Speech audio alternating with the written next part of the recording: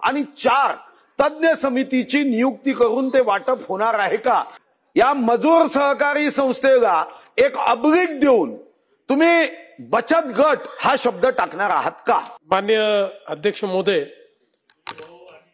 माननीय सुधीर भाऊंनी जी मागणी या ठिकाणी केलेली आहे ती नक्की तपासली जाईल आणि अशा प्रकारे कमिटी करून आमदारांना त्याच्यात प्रमुख बनवता येईल का हा निश्चित विचार करू। शेवटी याच्यामध्ये पारदर्शिता आपल्याला आणली पाहिजे। त्या पारदर्शिता आणण्याच्या दृष्टीने ती कशा प्रकारे करता येईल सुधीर भाऊंशी देखील आपण त्या संदर्भात निश्चितपणे चर्चा करू।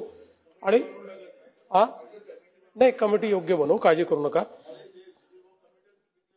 नाही आणि बचत गटाचा विचार आपण करू, पण आता संपूर्ण महाराष्ट्रामध्ये आपण महिला सहकारी संस्था केवळ महिलांच्या या रजिस्टर करायची परवानगी दिली आणि त्याप्रमाणे सगळ्या महिला बचत गटांनीच मोठ्या प्रमाणात महिला सहकारी संस्था रजिस्टर केलेल्या आहेत।